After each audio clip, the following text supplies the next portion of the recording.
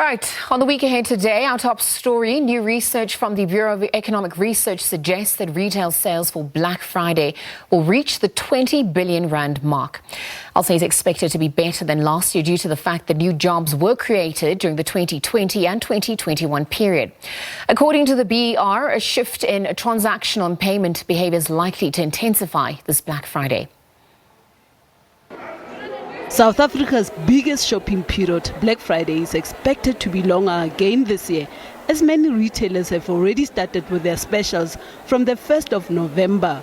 Retail spending is expected to grow this year, but not quite to the levels achieved during 2019. The total value of transactions during November have already increased to 11.3 billion rand from 10.2 billion rand last year. General dealers, retailers are expected to gain the most value from Black Friday, with sales amounting to 6.2 billion rand. And the textile and clothing retailers will gain sales worth about 2.7 billion rand. There's a lot of opportunities to gain during Black Friday. As I've already indicated, additional wholesale and retail sales of about 20 billion. However, there's quite a lot of things that we've noticed in the past that retailers have done during Black Friday that eventually hurt them a lot. The first one is product value dilution. And that is, for example, where you sell, for example, some of your products at heavily discounted values.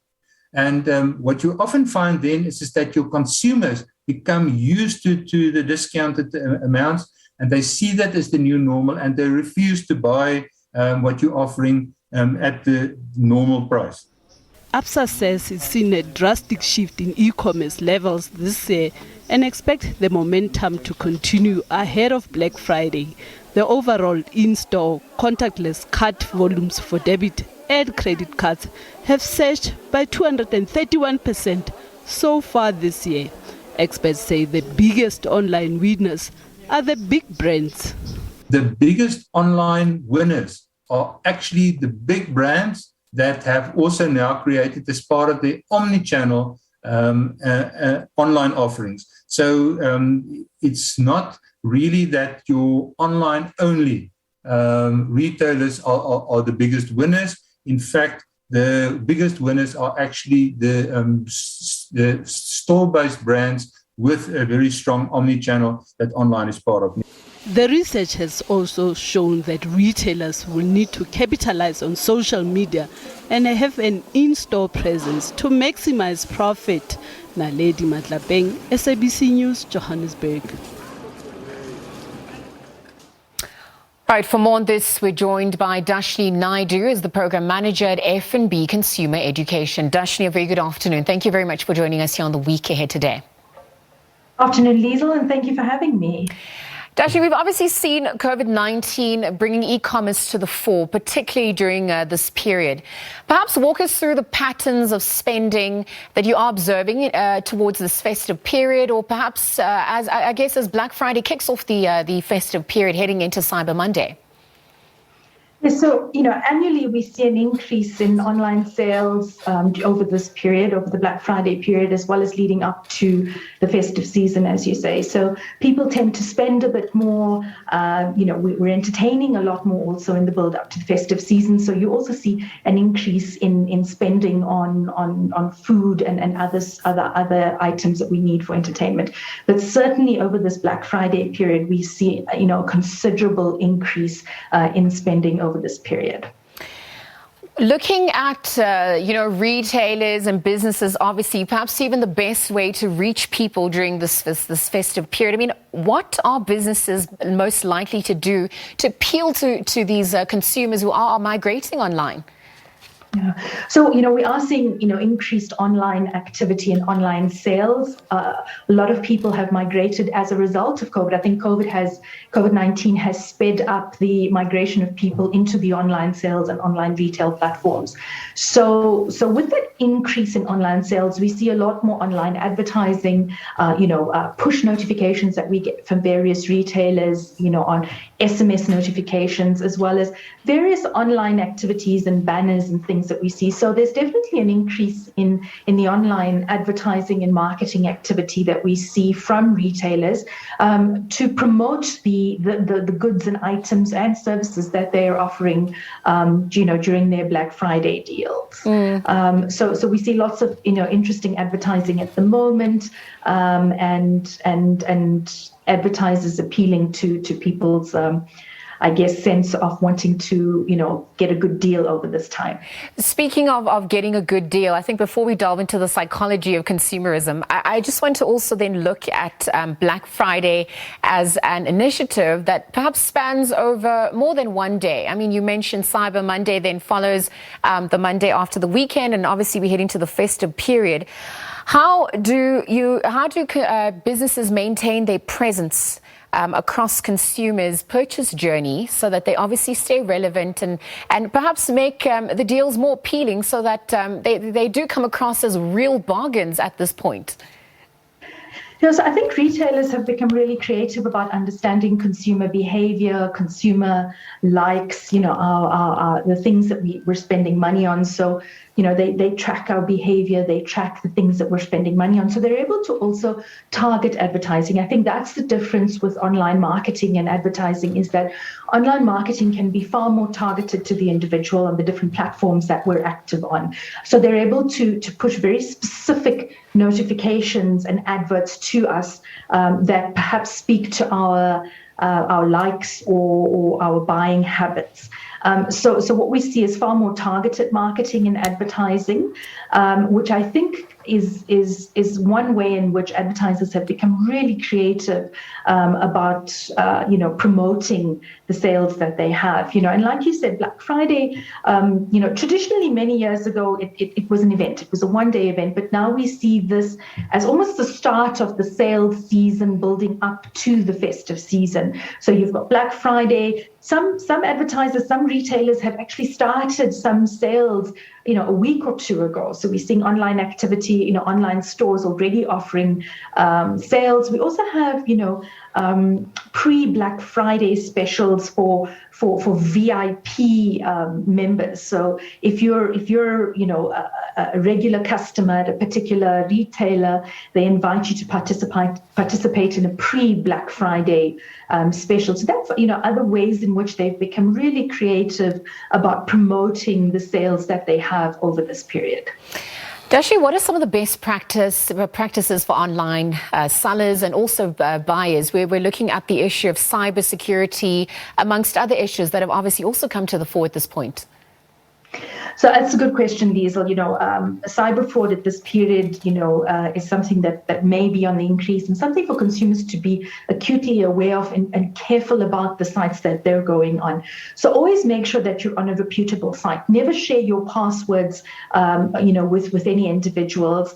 Do not click on links that you receive via email. Rather go into a company or retailer's website directly. If you're unsure of the source of an email soliciting your participation, rather delete it, rather not click on those links. This is how scammers get to us. They send us emails that look very much like an email from the retailer or from a bank asking for your personal details. But once you click on that link in an email, it directs you to a fraudulent site where they're able to, in the background, source your information that they ask you to put in. So some of these fraudsters are incredibly sophisticated, and when you click on those links, it actually looks legitimate. The websites look legitimate. So, my first piece of advice is do not click on any links that you receive, via a retailer. Rather be careful about it. If you're unsure, contact the retailer and find out if this is a legitimate advert and a legitimate link. But certainly a bank, for example, would never send you an email asking you to click on a link or to email back any personal information to them. So just be on the lookout. Make sure you're on reputable sites. If you're unsure, rather not go into an online store and rather find means of either contacting the retailer if you really want to purchase a good before going through with the transaction. Dasha, are South African consumers in a better financial position as compared to perhaps pre-COVID?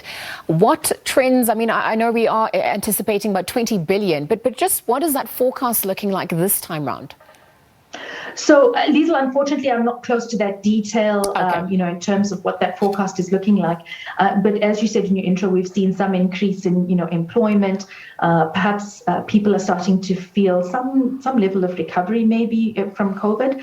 And so, the tendency or the need to want to spend, may be slightly elevated than it was last year. But I would still say that we're in a difficult period still. We haven't, completely come through the storm. Unemployment is still high in the country. So income instability is still a factor that us as individuals need to consider. And therefore, I would throw caution to the wind and caution consumers against excessive spending over this period.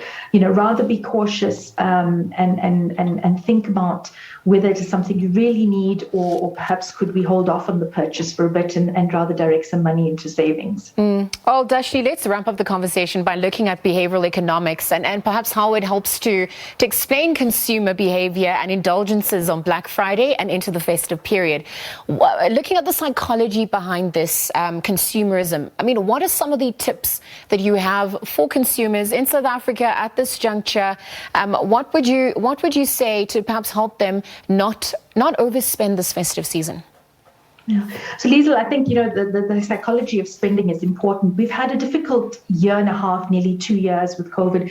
People have worked hard. People have experienced loss. And so there is a tendency also to want to find gratification or to enjoy some of the hard-earned money that we have. But again, we say be cautious. So we have, 4 steps that we would encourage people to exercise over this period to perhaps taper some of that spending and be a bit more cautious and disciplined over this period. The first would be, to plan your budget, understand how much you have to spend over this period, and be honest with yourself about what you can afford to be spending on Black Friday.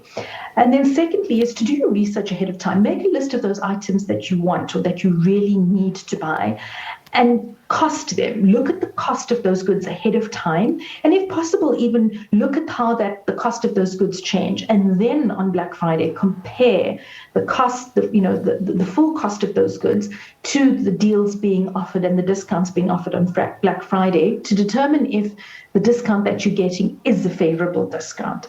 Thirdly, I wouldn't encourage the use of debt to be purchasing on Black Friday. Remember, debt incurs interest. And so over time, if you're unable to pay back that debt, you're incurring interest on that purchase and could increase the cost of that good. So it negates the discount that you may receive on Black Friday. And lastly, if you're spending long-term savings or your emergency savings to be funding the purchase of goods on Black Friday, it also suggests that maybe you cannot afford to be spending this Black Friday.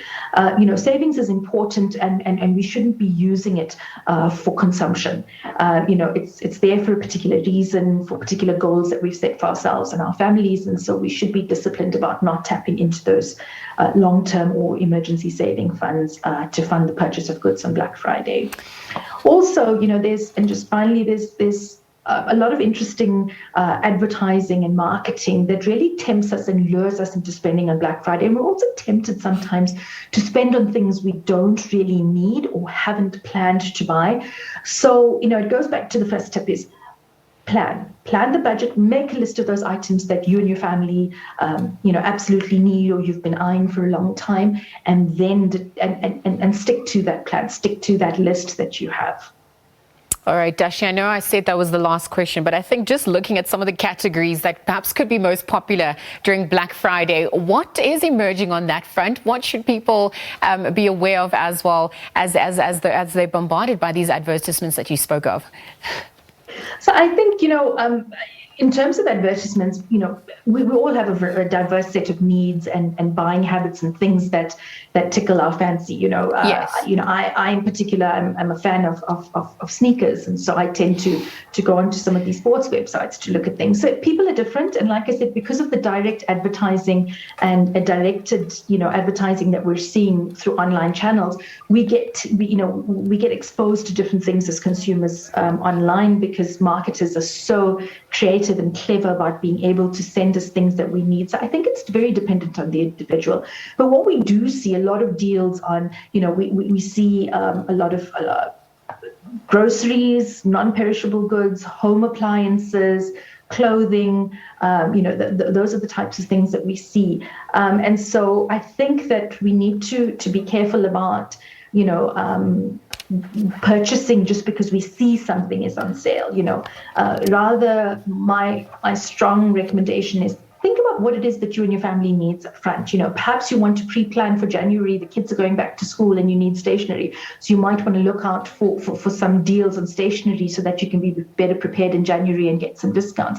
So I think that, there are deals to be gained from, but we need to be careful about not just spending on unnecessary items and goods and be cautious about it. And also, as I've said, plan for it, budget for it. Don't be tapping into savings to be funding your purchases this Black Friday. All right, Dashni Naidu, let's leave it there. Again, Dashni Naidu is a program manager at F&B Consumer Education, just joining us on the week ahead to chat about the stats and consumer trends ahead of Black Friday, which, as she alluded to, kicks off the festive season spending habits. Again, we've heard that sales expected to be better than last year due to the fact that new jobs were created during the 2020 and 21 period. Again, thank you very much for her time. Let's take a quick ad break. We continue with more news and updates on the other side. We'll be right back.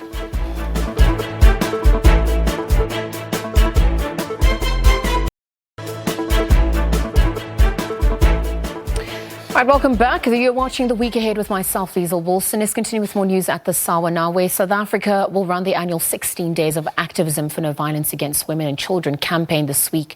The campaign runs from the 25th of November to the 10th of December amid the global coronavirus COVID-19 pandemic.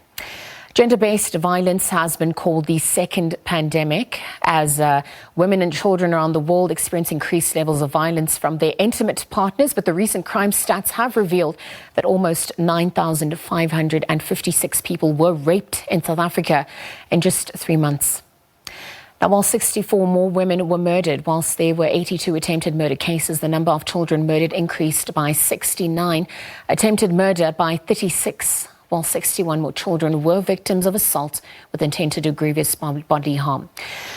To unpack all of this and more, we're joined by Nonhlanhla Skosana, who is at the Sonke Gender Justice Community Education and Mobilization Unit, a manager there. A very good afternoon to you. Thank you very much for joining us, Nonhlanhla. Afternoon, and afternoon to the viewers as well, and thank you for having us. I mean, every year we obviously observe 16 days of activism. I think contextualizing its significance and meaning in South Africa to date. Walk us through, what exactly it will focus on this time around and why the campaign was initiated in the first place. Perhaps to date, how relevant has it been for all those along the value chain? Thank you so much. I think what is critical about the campaign is that we have moved as a country from just looking at it as 16 days, as much as we are commemorating it during this period. But we are looking at having the 365 days against violence which is perpetrated against women and children. So it is no longer focusing on the 365 days. So as we know that the campaign is all about really coming up with mechanisms that would assist in eliminating the violence against children and women.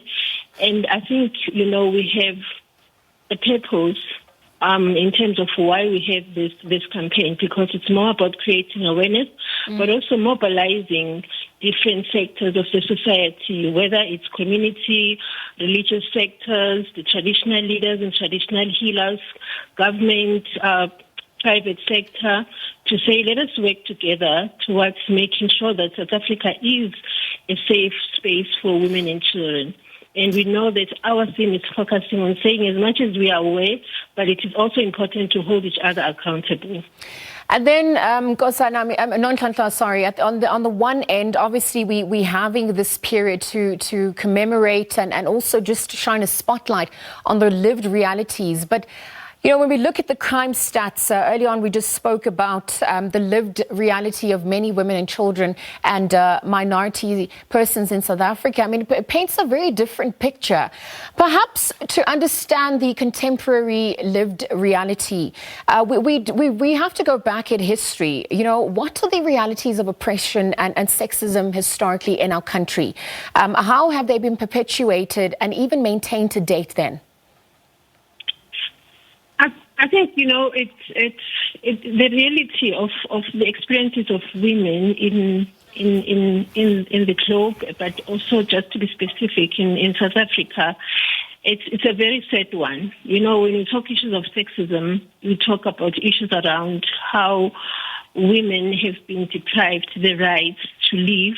You know, as much as we know that in our constitution, we talk about the Bill of Rights, but women have been deprived of so many things in life, of being themselves, of being productive, of being able to contribute towards the economy, towards the wellness, the livelihoods of people in the world, but also in South Africa.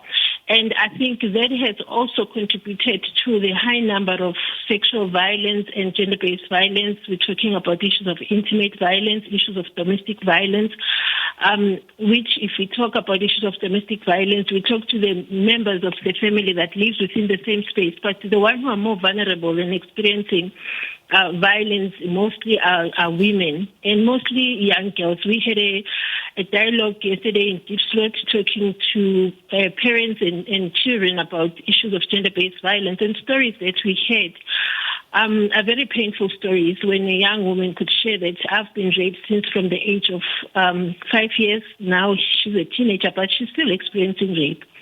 So honestly, South Africa is not a safe space for children and not especially young girls. Nhlanhla, you speak of mobilizing sectors to work together, and you've also mentioned, you know, the different types of violence that form under GBVF at large. I wonder, how do we begin to navigate the power structures that currently persist in society? I mean, how do we look at the role of men? How do we counter some of the microaggressions and even the silences that perpetuate the status quo faced by so many vulnerable in South Africa specifically? I think the word or the concept that talks around issues of accountability, it's also a critical part of our engagement, more especially engagement with men and boys, because we know the kind of, you know, platform that they've been given by the society, even by themselves, in terms of, you know, the kind of acts that they do and they perpetrate against women and children. But we say now they need to take accountability.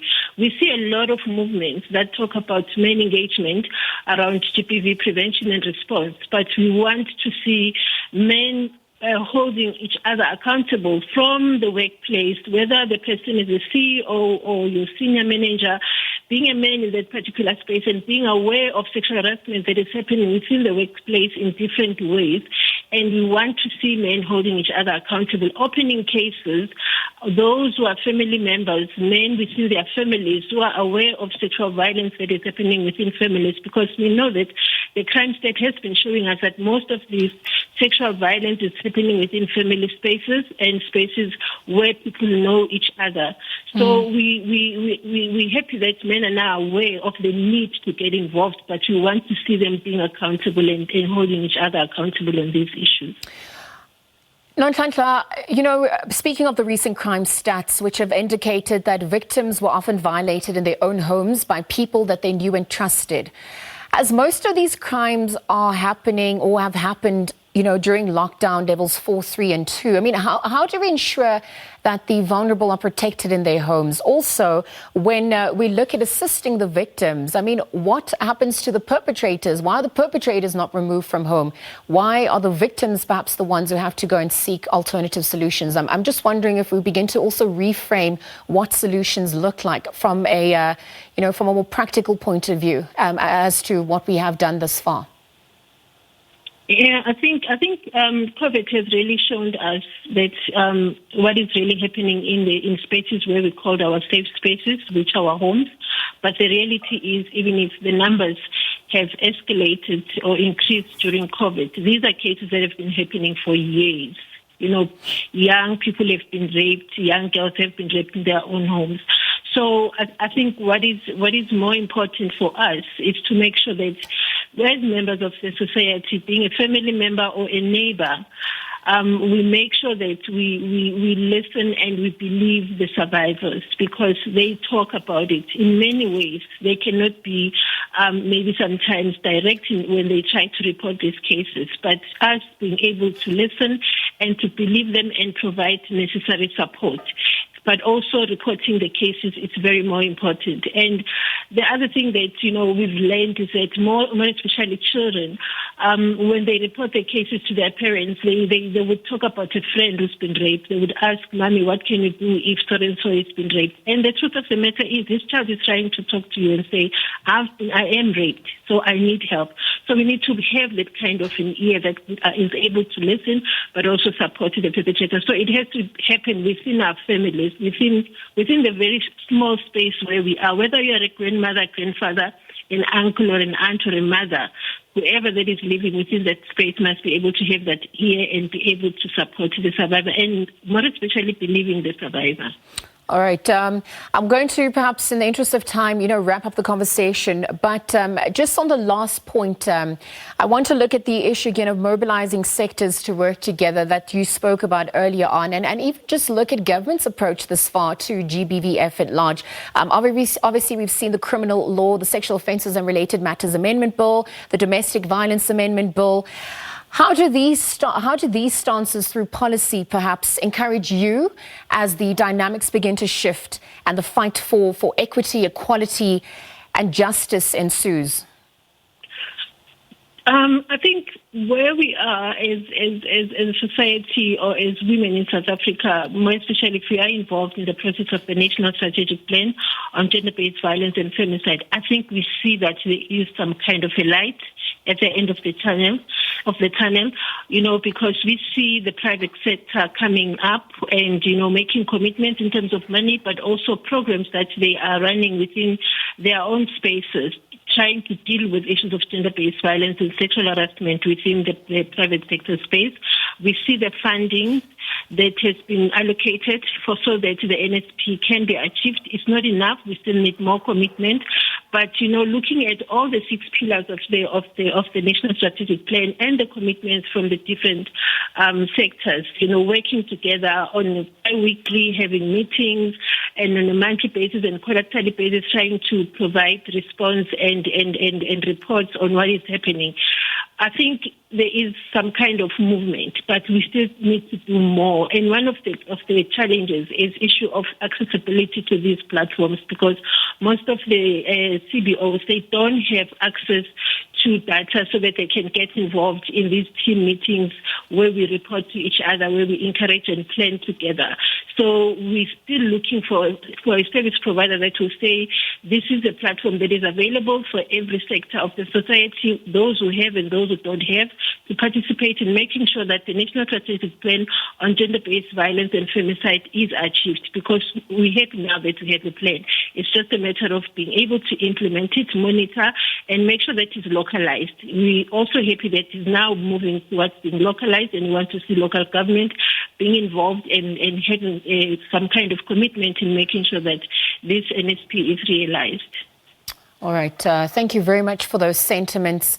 Again, Nonhlanhla Skosana, again, chatting about 16 days of activism for no violence against women and children campaign, of course, kickstarting this week, running between the 25th of November to the 10th of December amid the global coronavirus pandemic. Thank you very much for your time. Let's take a quick ad break and continue on the other side. We'll be right back.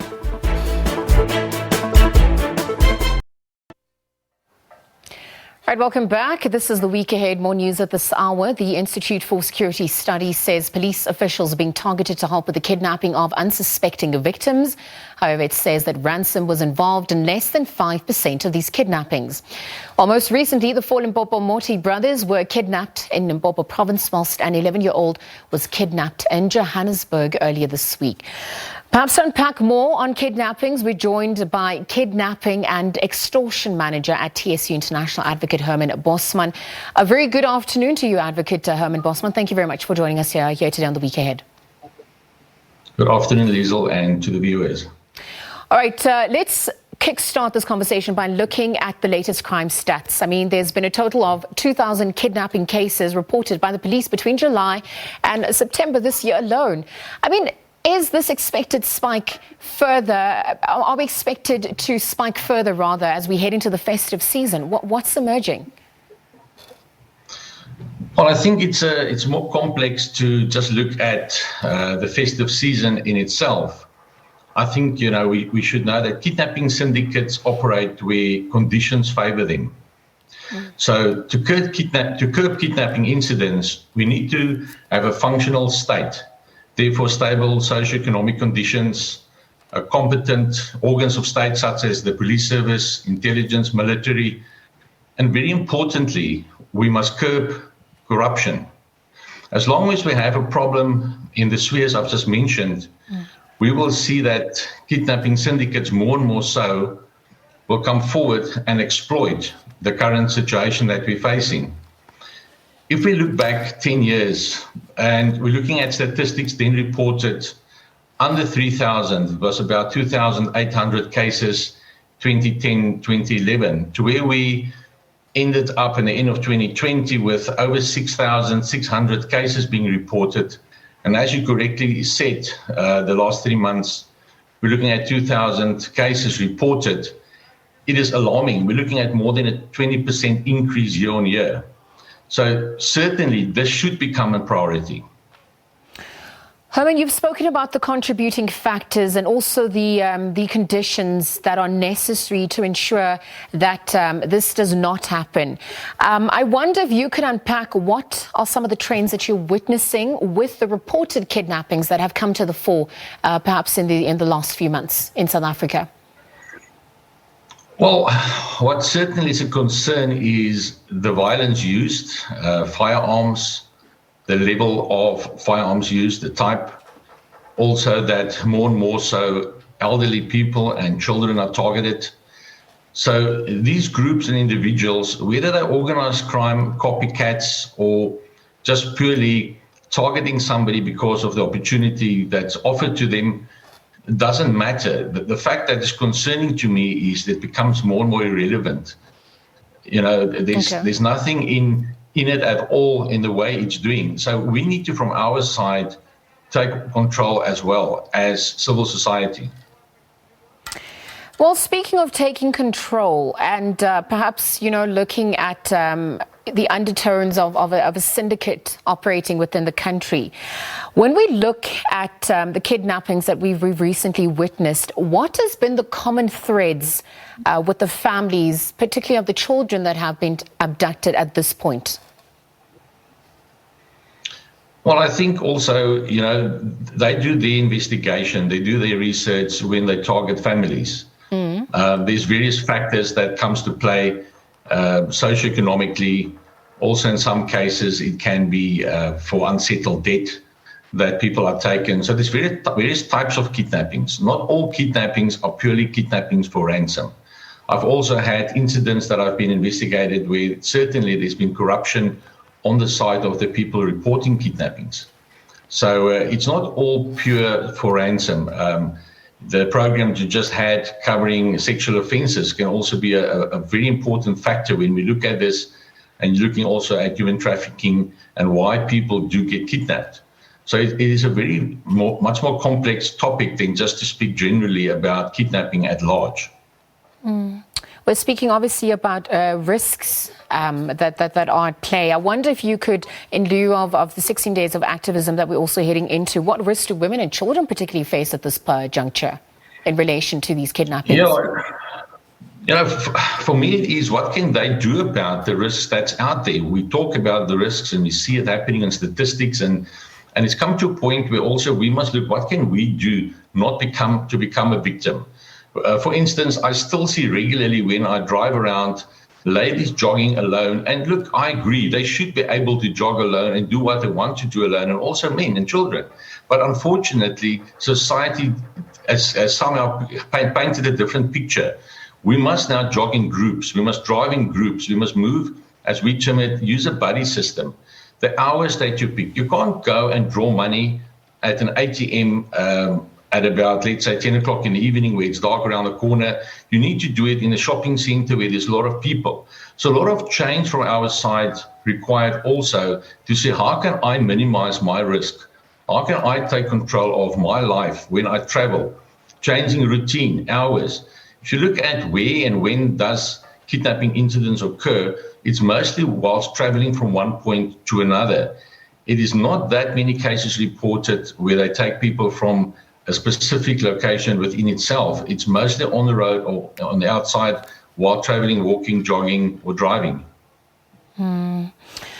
I wonder, going forward, as we've now spoken about the contributing factors and also the conditions and perhaps what we could do to mitigate against some of the risks, I wonder if you could perhaps contextualize and link the issue of prostitution and drug trafficking in South Africa as well. You've spoken about the need for stable security and also the issue of corruption. How does this factor into the bigger equation? You see, the moment you talk about drug trafficking, prostitution, or any form of smuggling, it concerns syndicates. And therefore, you need a lot of intelligence. You need to look at infiltrating groups and having information coming forward. And that needs to be followed up by the police services and the various other state organs. So it's more complex. It is not it's not something that happens overnight and suddenly we sit with this big problem. It's something that is developed, it's something that is planned. They are functioning as a company. So we need to be on our side much more professional in our conduct to infiltrate these groupings. All right. Advocate Herman Bosman, let's leave the conversation there again. Thank you very much for your time. Institute for Security Studies saying police officials being targeted to help the kidnapping of unsuspecting victims. But it says ransom was involved in less than 5% of these kidnappings. Again, most recently in relation to the 4 Limpopo Moti brothers kidnapped in Limpopo, whilst an 11-year-old was kidnapped in Johannesburg earlier this week. Again, Advocate Herman Bosman chatting, he's the head of kidnapping extortion manager at TSU International, chatting to us about this phenomenon that has really come to the fore again in South Africa over the past few weeks. Again, thank you very much for your time today. You're welcome. In other news, we've obviously seen South Africa's last apartheid president, F.W. de Klerk, will be laid to rest today in what his foundation says will be a private service. The F.W. de Klerk Foundation earlier announced that the cremation and funeral service would be held today and that no media would be allowed at the undisclosed venue. 85-year-old de Klerk succumbed to cancer on the 11th of November. The presidency says government will, at a future date, host a state memorial service in remembrance of de Klerk for his role as the former deputy president. And in news further afield, President Cyril Ramaphosa will on Tuesday host Kenya's President Uhuru Kenyatta at the Union Buildings in Tshwane. According to the presidency, President Kenyatta will undertake the state visit from the 22nd to the 24th of November at the invitation of President Ramaphosa. The president says South Africa established diplomatic relations with Kenya back in 1992 and with a joint commission for cooperation agreement enabling the highest form of bilateral engagements conducted at a ministerial level. Kenya recently held the presidency of the United Nations Security Council, where on Tuesday, President Ramaphosa hosted a welcome ceremony for President Kenyatta at the Union Buildings. Of course, this will all be followed by discussions between the presidents.